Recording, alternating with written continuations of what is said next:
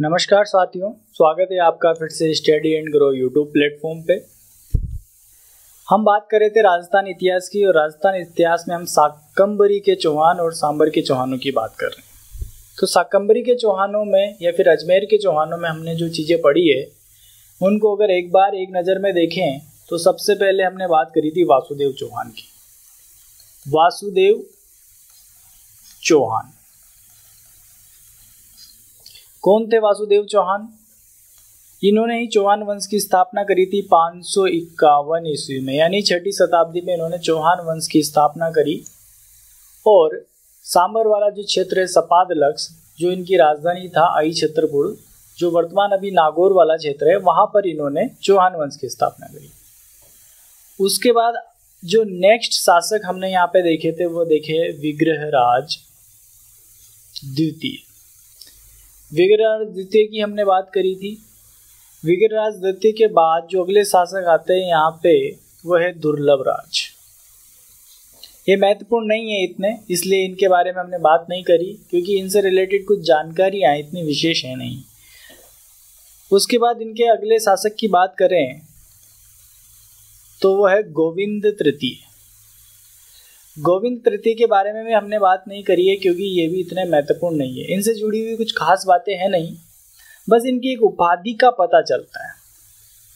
इनकी एक उपाधि है जो हमें जयानक की पुस्तक पृथ्वीराज विजय से प्राप्त चली, तो उस उपाधि के अनुसार इनको वेरीघट कहा गया है। तो इनकी जो उपाधि है वो है वेरीघट। वेरीघट का मतलब होता है शत्रु का संहारक, शत्रु का संहार करने वाला, शत्रु संहारक, शत्रु संहारक।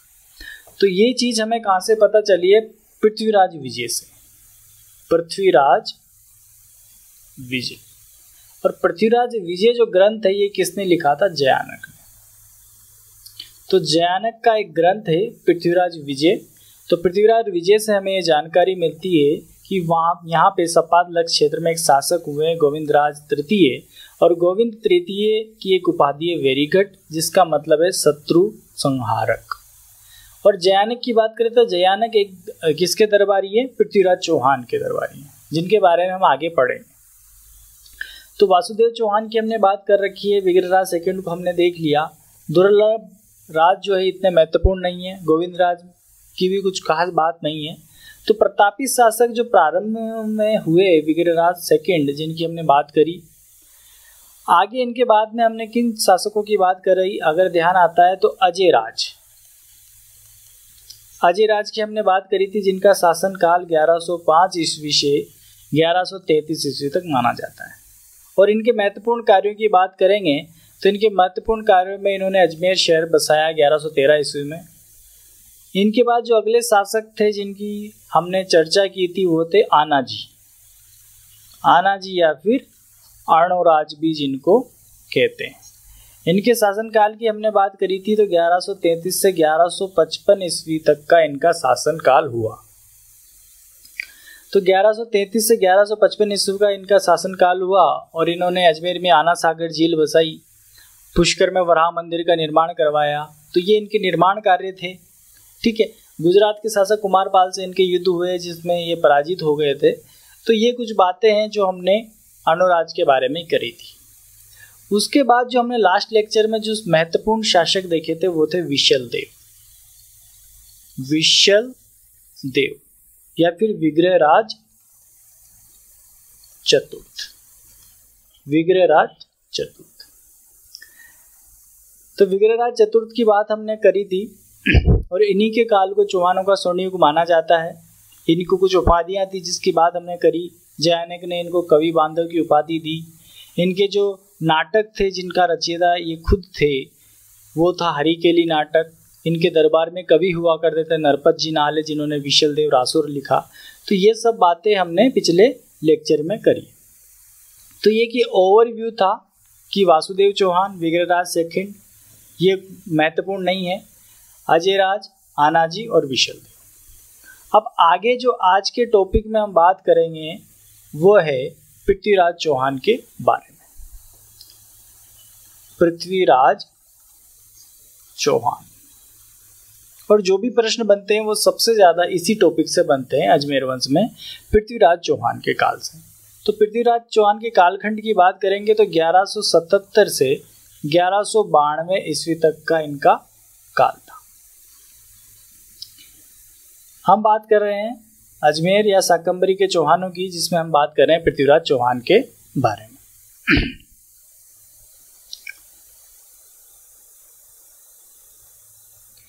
पृथ्वीराज चौहान के बारे में जो बातें देखनी है हमको, तो सबसे पहले इनके जन्म की बात करते हैं। तो इनका जो जन्म हुआ था, इनका जन्म हुआ 1166 ईस्वी में। 1166 ईस्वी में इनका जन्म हुआ। इनके पिता की बात करेंगे तो इनका पिता का जो नाम था वो था सोमेश्वर। तो सोमेश्वर के पुत्र थे पृथ्वीराज चौहान। इनकी अगर माता की बात करेंगे तो इनकी माता का जो नाम आता है वो है कर्पूरी देवी। कर्पूरी देवी इनकी माता थी और साथ में इनकी संरक्षिका भी थी। तो इनकी संरक्षिका या फिर माता जो है वो थी कर्पूरी देवी। तो ये एक महत्वपूर्ण सवाल बनता है पेपर में कि इनकी संरक्षिका कौन थी। तो वो इनकी माता थी, जिनका हमने नाम देखा कर्पूरी देवी। अगर इनकी पत्नी की बात करते हैं तो इनकी जो पत्नी हुई उनका नाम था संयोगिता। जयचंद गढ़वाल की पुत्री थी संयोगिता, जिसको उठाकर ले आए थे पृथ्वीराज चौहान। एक कहानी काफी प्रचलित है। और इनके पुत्र की बात करेंगे तो इनके जो पुत्र का नाम हुआ वो है गोविंद राज चौहान।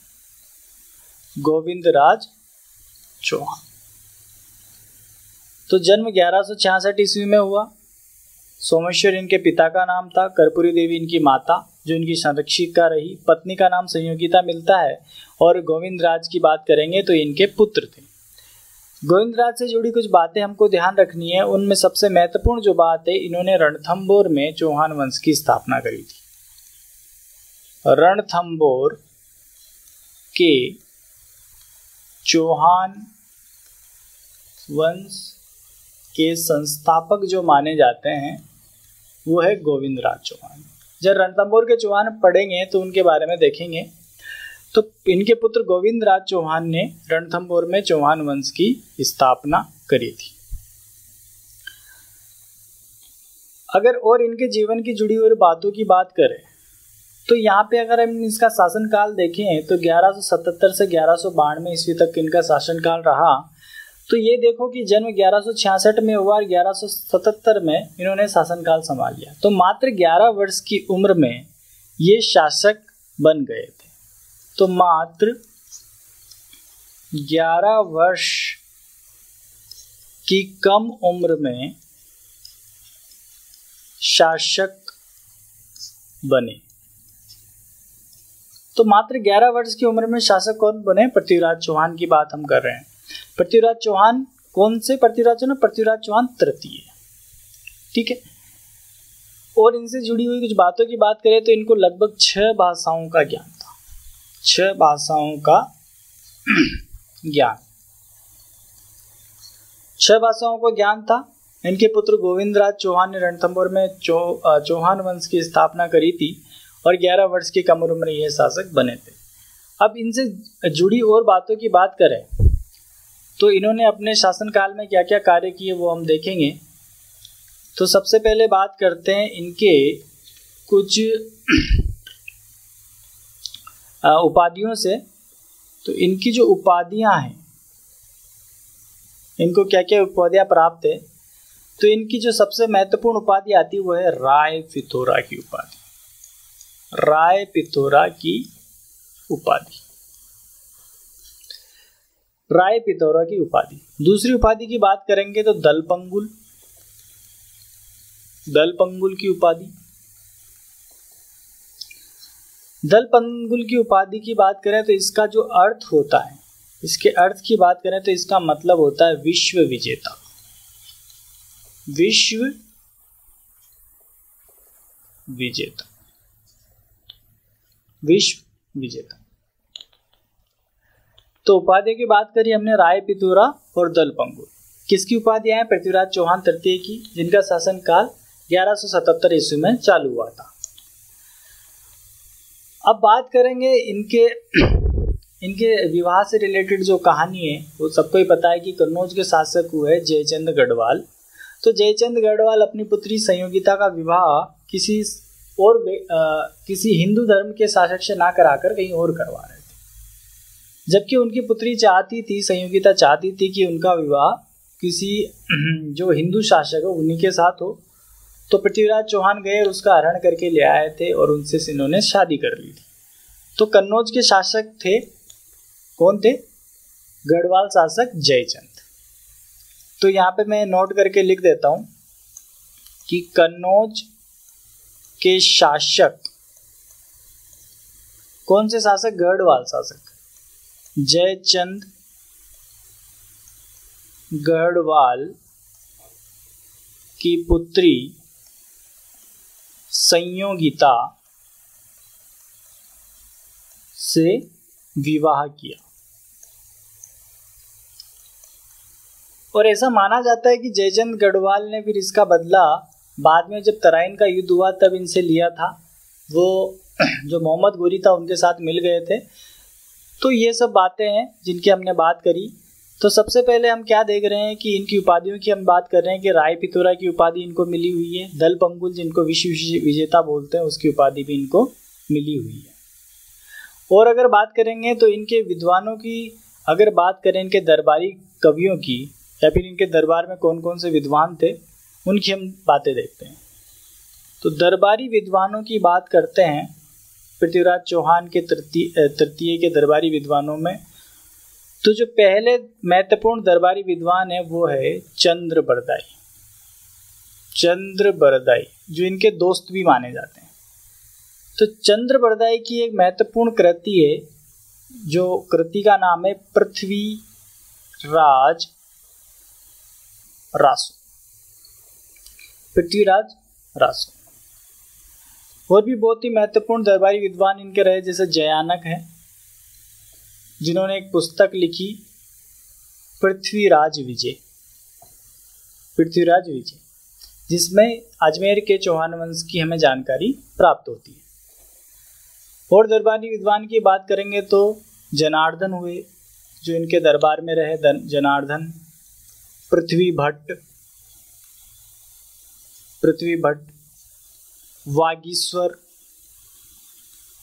वागीश्वर और विद्यापति गौड़।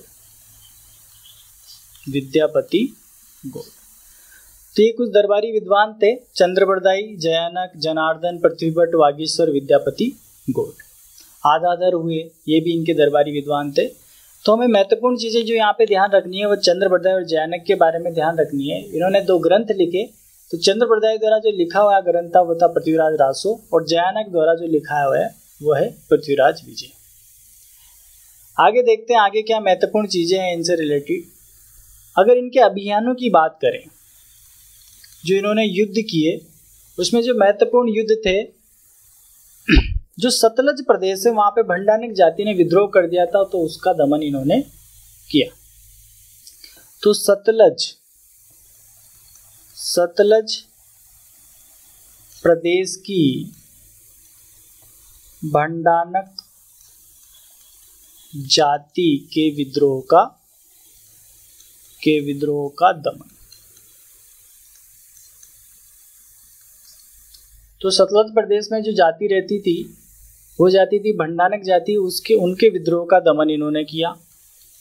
आगे बात करेंगे तो इनके एक चचेरे भाई हुए नागार्जुन, तो नागार्जुन के विद्रोह का दमन किया।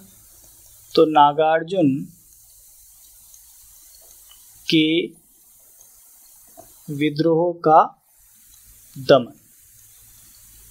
नागार्जुन कौन था? इनका चचेरा भाई था, चचेरा भाई।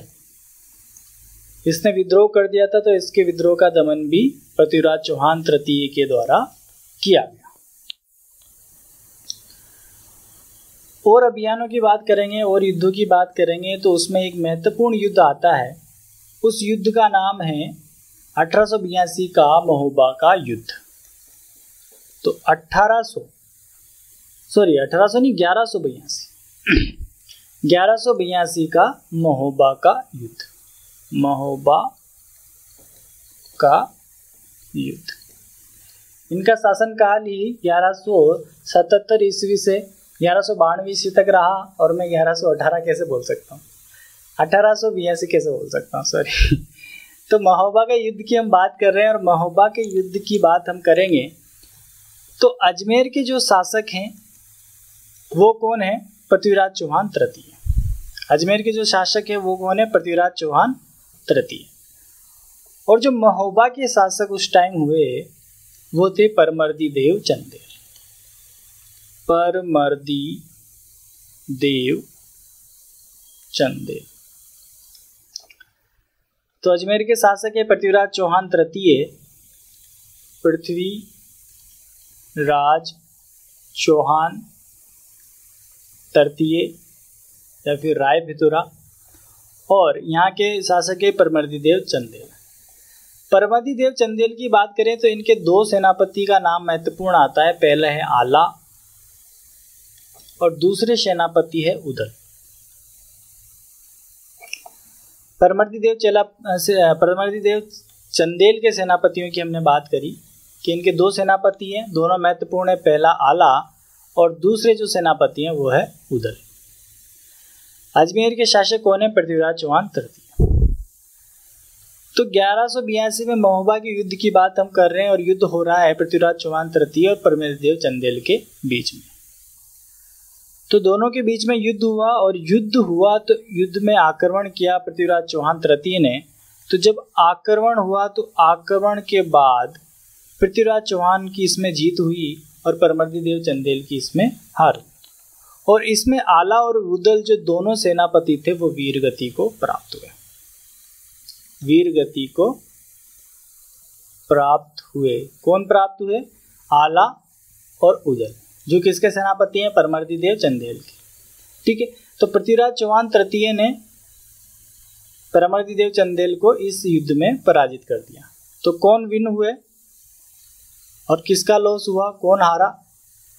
तो हमने बात करी परमर्दी देव चंदेल इसमें हार गए और पृथ्वीराज चौहान तृतीय की इसमें जीत हुई। आगे और चीजें देखें तो इन्होंने और क्या चीजें करी है उनके बारे में बात करेंगे। तो 1182 ईस्वी में हमने महोबा का युद्ध देखा, और बात करेंगे तो इन्होंने 1187 की ओर बात करेंगे तो 1187 में गुजरात पर भी इन्होंने विजय प्राप्त करी। तो 1187 में गुजरात पर विजय प्राप्त की। तो 1187 में गुजरात पर भी इन्होंने विजय प्राप्त की। 1182 में महोबा का युद्ध लड़ा, सतलज प्रदेश में भंडारक जाति का विद्रोह का दमन किया, अपने चचेरे भाई नागार्जुन द्वारा किए गए विद्रोह का दमन किया। तो इस तरह से इतने सारे युद्ध इन्होंने लड़े, तो इनको हम प्रतापी शासक कह सकते हैं। तो महान प्रतापी शासक हुए पृथ्वीराज चौहान तृतीय। अब महत्वपूर्ण जो चीज़ है इनके जो शासनकाल की, उसमें हम बात करेंगे तराइन के युद्धों की। और तराइन के दो युद्ध लड़े गए। पहला जो युद्ध था वो था 1191 ईस्वी का तराइन का प्रथम युद्ध। तो हेडिंग डालेंगे तराइन का प्रथम युद्ध, तराइन का प्रथम युद्ध।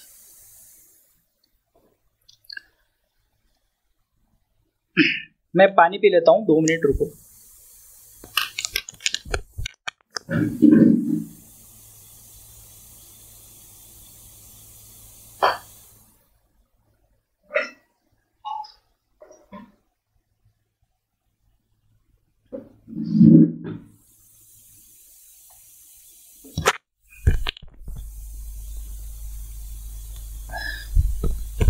तो तराइन के युद्ध की हम बात कर रहे हैं, और इस तराइन के युद्ध में हम देखेंगे तराइन का प्रथम युद्ध।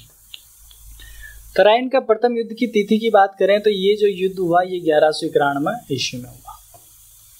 तो 1191 ईस्वी में तराइन का प्रथम युद्ध लड़ा गया। और तराइन के प्रथम युद्ध की बात करेंगे तो किस किस के बीच में ये लड़ा जा रहा है? अजमेर के शासक पृथ्वीराज चौहान तृतीय, पृथ्वीराज चौहान तृतीय, और जो अफगानिस्तान के शासक है,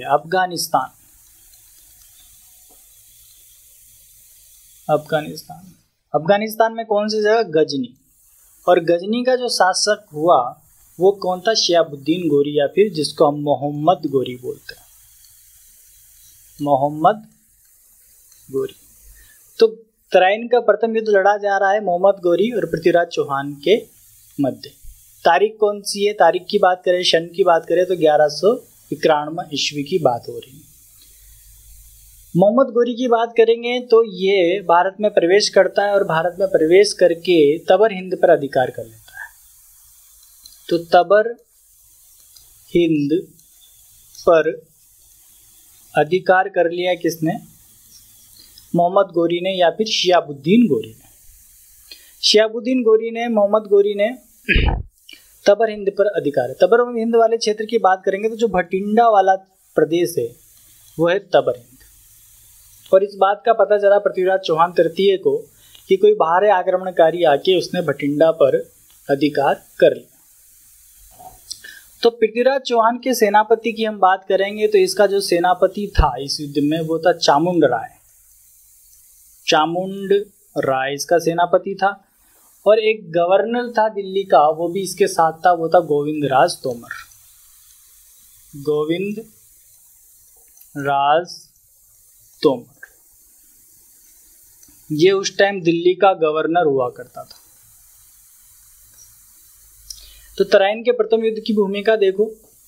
अफगानिस्तान का जो शासक है मोहम्मद गोरी, उसने भारत में आक्रमण किया, तबर हिंद के ऊपर अधिकार कर लिया। 1191 ईस्वी की बात है। अजमेर में शासक है पृथ्वीराज चौहान, जिनके सेनापति है चामुंड राय, और दिल्ली का गवर्नर भी इनके साथ ही है इस युद्ध में, जिसका नाम है गोविंदराज तोमर।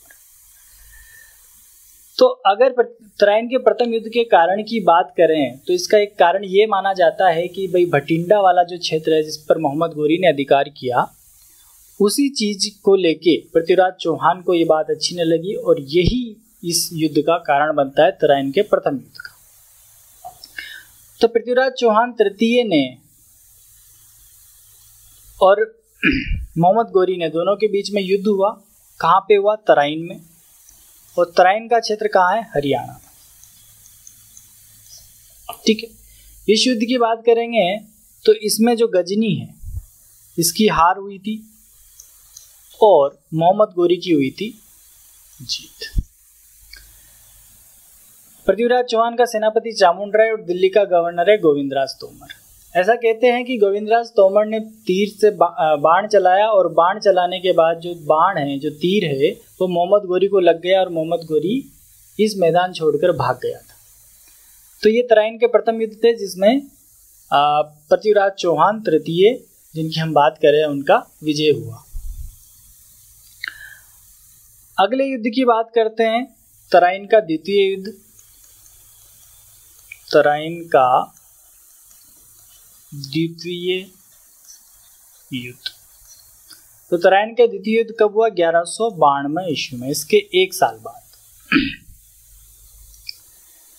अगर तराइन के युद्धों की हम बात कर रहे हैं तो तराइन का प्रथम युद्ध की जैसे हमने बात करी, तो ऐसा भी माना जाता है कि जब पृथ्वीराज चौहान ने जयचंद्र गढ़वाल की पुत्री संयोगिता से विवाह किया था तो जयचंद इस बात से नाराज था और उसने भी जो मोहम्मद गोरी था उसको भी आमंत्रण दिया था कि आप पृथ्वीराज चौहान के ऊपर आक्रमण करो। तो ये भी एक कारण हो सकता है।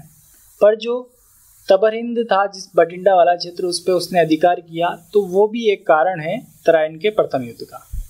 अब हम बात करेंगे तराइन के द्वितीय युद्ध की। और द्वितीय युद्ध की बात करेंगे तो अजमेर में अभी भी कौन है चौहान शासक? पृथ्वीराज चौहान है। ये लिख दिया मैंने, पृथ्वीराज चौहान तृतीय, जिसका हम आक्रमण कराएंगे किसके साथ? गजनी के साथ। गजनी का शासक कौन है? मोहम्मद शिहाबुद्दीन गोरी। अब मोहम्मद गोरी ने क्या प्लान बनाया कि उसने एक संधि वार्ता के लिए प्रस्ताव रखा और संधि वार्ता के लिए उसने एक व्यक्ति को भेजा उसका नाम था कीवाम उल मुल्क। कीवाम उल मुल्क को पृथ्वीराज चौहान के पास भेजा कि भाई तुम जाओ और बात करो पृथ्वीराज चौहान से कि हम संधि करना चाहते हैं, संधि के बारे में वार्ता करने चाहते हैं। तो जब इधर से संधि प्रस्ताव गया तो पृथ्वीराज चौहान मान गए। तराइन के युद्ध, तराइन वाली जगह पे आए और कुछ ही सैनिकों को लेके वो आ गए। उनको लगा कि संधि की बात होने वाली है तो ज़्यादा सेना ले जाकर क्या मतलब है। तो जब वो तराइन के जगह पे आए तो वहाँ पर ऐसा कहते हैं कि तराइन में क्या हुआ कि मोहम्मद गोरी ने धोखा किया और इन पर आक्रमण किया और इनको कैद करके कहाँ ले गया, अफगानिस्तान ले गया। तो इस युद्ध में, तराइन के द्वितीय युद्ध में, जो मोहम्मद गोरी है वो जीत गया और पृथ्वीराज चौहान की हार हो गई। ठीक है, तो इस तरह से तराइन के द्वितीय युद्ध में पृथ्वीराज चौहान की हार हुई।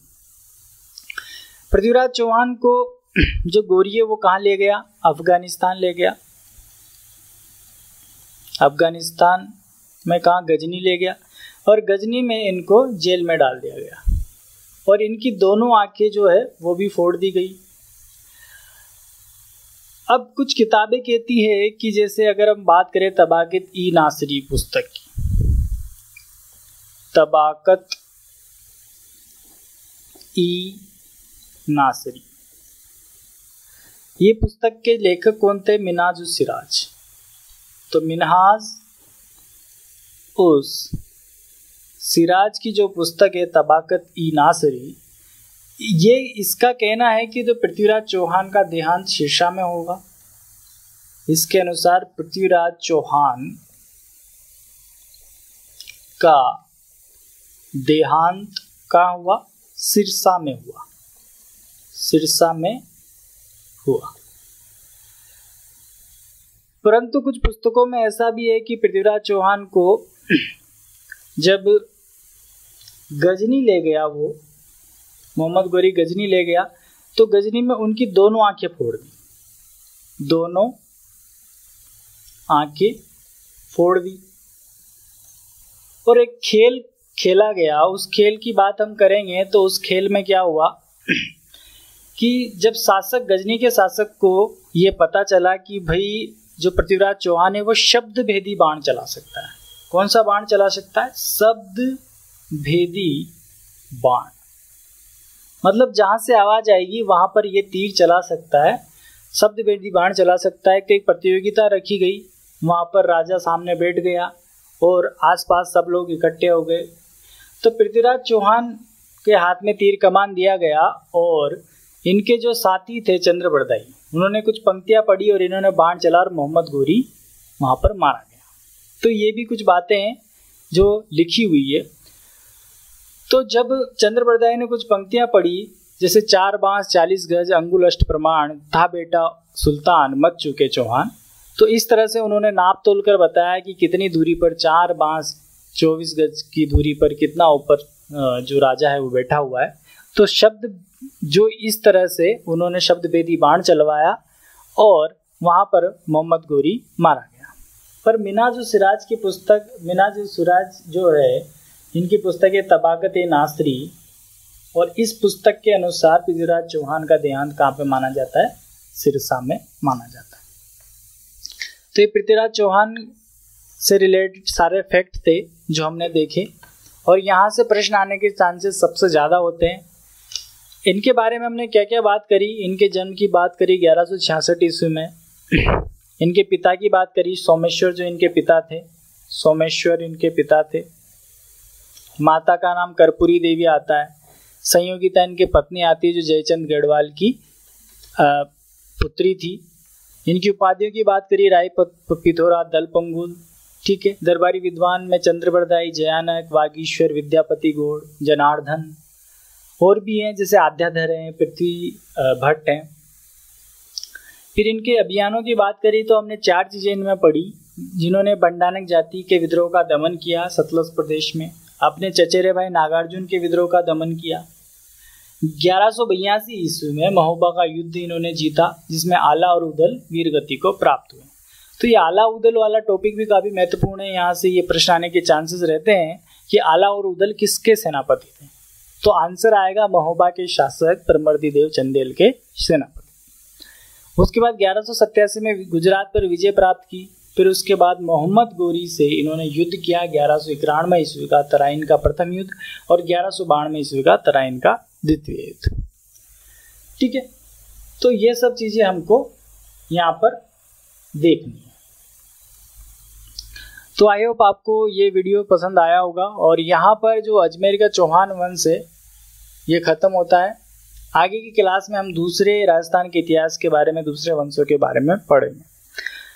अगर आपको वीडियो पसंद आती है तो ज़रूर शेयर करें और अपने दोस्तों को बताएं। ज़्यादा से ज़्यादा लोगों को चैनल पर जोड़ें, लाइक करें।